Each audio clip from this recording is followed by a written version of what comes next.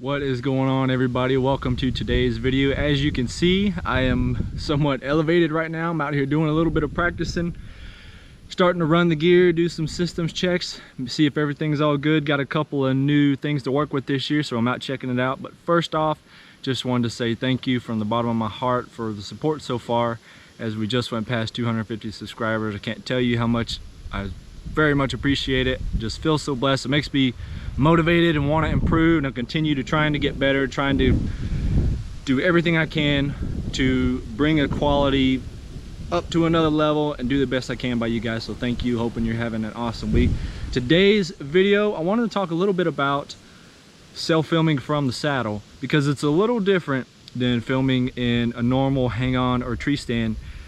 There's a couple little nuances to it, and been hunting out of the saddle for a little while now, but I just started filming from it full-time last year, and it was a steep learning curve. It's can be a little different than filming from the hang-on. So I wanted to go over a few tips and just kind of give my setup. I'm not a professional, but I can maybe give you a few tips that will help you minimize the noise, help you with a couple of camera angles, keep you from moving so much, things like that. So first off, I use 3 cameras. I use the camera that I'm looking at right now, which is just a GoPro 8, and this is actually tied to my tether using a same top clip. And this same top clip was, for as simple as it is, it was a major game changer once I found it. And I can't remember, I found it from somebody else. This isn't something that I came up with. I came across it somewhere on YouTube, just like you guys. And great overhead angle, easy to get to for interviews, short interviews, minimal movement. You know, it is a GoPro, so you're limited to whatever type of camera you got, you know, quality and attributes as that goes. So, but I'm cool with that. I can work with that. I think that's fine for doing self-filming action. So my second camera, I do run a 1R 360, and that is just kind of like a backup camera. What I do is I run it alongside of the tree here, because the way I set up is I put my backpack either in front of me or just off to the right to my weak side, and I have the 360 extended out of my backpack, and usually I use some part of my hitch strap, one of the other straps, to kind of tug it into the tree, and I like to kick it out just past the far side of the tree, because if I can see that thing, it can see me. 360 is a really cool tool to help you catch a lot of angles. I caught a lot of footage this year that otherwise I wouldn't have been able to catch. So it really came in handy. It was worth the money as far as I'm concerned. When you're filming by yourself, sometimes you're just not gonna have a chance to get those shots, and a 360 can do that if you run it full time with an external battery pack and just let that thing rip. Third camera is my main camera, running the Sony AX53 on the Lone Wolf Custom Gear pocket arm. That's new for this year. What I like to do is I like to have that camera on my weak side on the right, because I'm right-handed, or weak side for the shot, and I like to put that thing at 90 degrees to my waist, or 90 degrees from my elbow. I don't want to be up here, and I don't want to be too low where I got to dip my shoulders. I want that thing just to be, I don't want to have to move my hips, bend my back. I just want to have that perfect hand movement, 90-degree angle, where basically my camera is level, pointing straight out when I'm handling the camera. So circling back to that, the GoPro on your tree tether, what is cool about that is as you swing around, it will follow you for the most part. But as you can see, the way I have it right now, it's trying to lean a little bit like this, which you can fix that later, but it's not really doing the straight around like that. So, you know, this is perfect. It's following me as kind of I swing around, but if I let it go, it kind of wants to twist, and if I'm really swinging around this side, you're going to start to lose me a little bit. So that's really going to depend on the height of your tether. If you get it too high, that thing is going to want to twist down. So right now, it's really the height that the tether needs to be. It's about kind of nose height.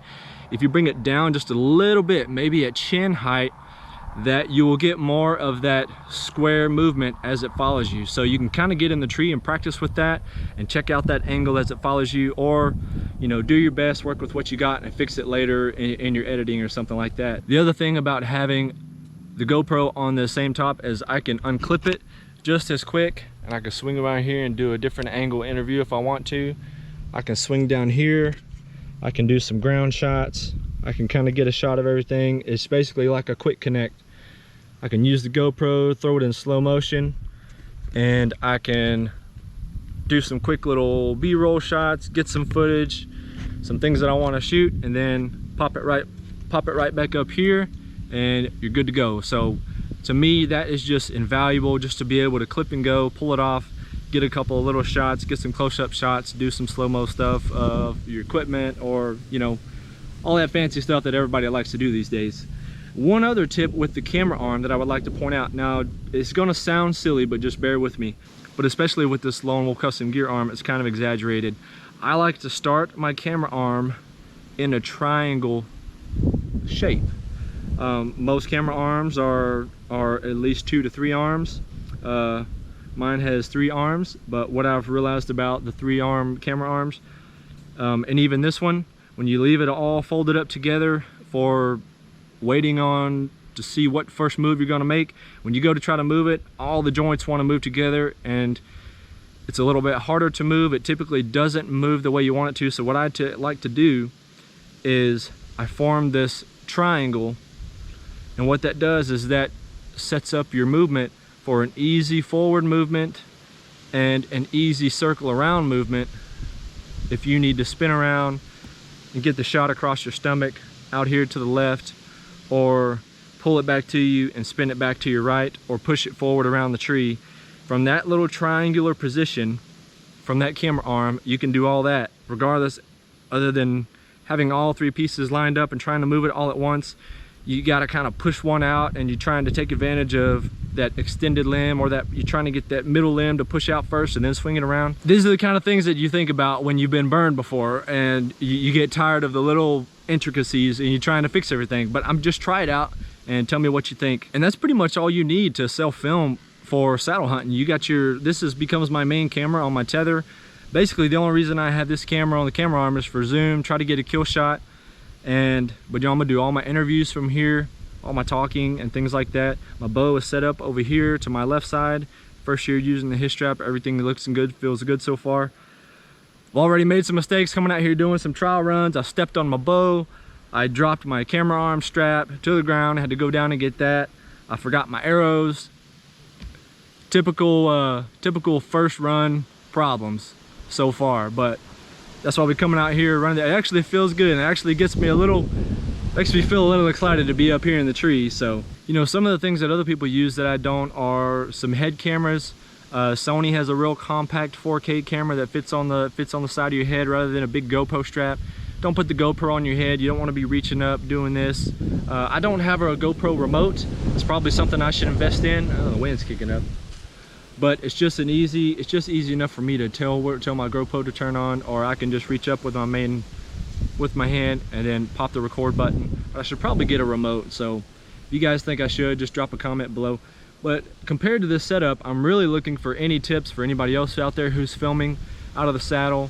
This is going to be probably 80% of my hunting this year. So I'd really like to see where I can improve. Some tips that could help me set up better, maybe set up faster or get some different angles. Any other pieces of equipment out there that might help.